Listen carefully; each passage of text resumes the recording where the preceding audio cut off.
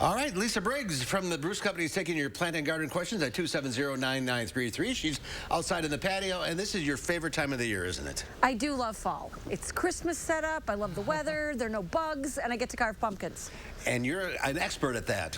Well, some people might say that, yes. I say that for sure. That's a beauty. Tell us a little about that one. So this is just a sort of a sunflower and a moon, and I thought I would leave this one for you guys, although you guys are going to have to gut it because I did not do that. Okay. Right. That's my least favorite part of pumpkin carving. And your favorite trick, although you don't have one, is tilt it forward. You use the stem as the nose. Like this. Yes. All right. That's a great idea. Good job. All right, let's get to the calls. We'll start with Judy in Madison. Hi, Judy.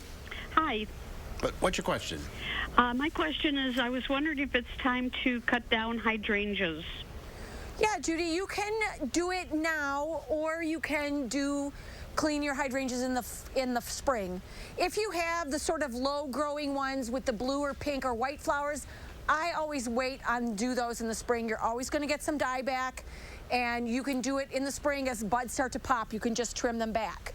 The PG types, which are the cone-shaped flowers that tend to get a little bit bigger, those, all you need to do right now is just take off the spent flowers, and actually they dry really nicely. So if you want to cut them off and rubber band them and hang them upside down on a hanger, you can put them in your Christmas container arrangements. Yeah, I have a big job this weekend because I have one of those. Yes, you do. Lots of flowers. All right, let's go to Mike in Madison. Hi, Mike. What's your question? I have a chive plant that is in the pot, and I bring it in the winters, and it's probably 3 years old. And I've cut it down as much as I want to, and it puts out new shoots, but even those shoots look like about the tops of green onions. Right. Was there any way to get out to get it to produce the more tender shoots? Sometimes when chives come, as the season goes on, they get kind of woody. What you want to do is stop it from doing any flowering. So if you're gonna, you can cut it, bring the pot in and cut it back pretty severely. Make sure it gets plenty of sun, and then as the new growth comes up, that will be more edible than the stuff that's been hanging around since midsummer. Right. Okay. All right, thank you for the call. Let's go to James in Madison. Hi, James. What's your question? Hi. I have some of those potted mums. They're in full bloom right now. Can they be planted in ground? And if so, is there a better spot for them?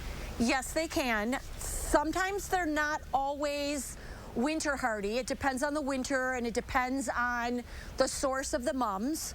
But you can plant it. They like good drainage, and they like a full sun spot. And you're going to want to, since you're planting them kind of late, once the ground freezes around Thanksgiving or early December, you're going to want to put some mulch or some evergreen boughs or some hay or something over the crowns of the plant to keep them from heaving out of the soil as the ground freezes and thaws through the winter.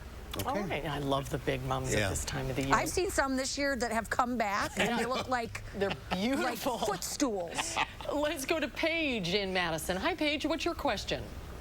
I was wondering, I didn't realize, but I planted some tomato plants outside of my garage, and I didn't know, is that the best kind of soil to use to help plant tomato plants, or should I use a regular garden soil? Well, I plant mine in pots because tomatoes get really, they like to be moved from place to place in the garden. So if you had a big vegetable garden, like every year you would move it to a different spot. So we call it rotational or crop rotation.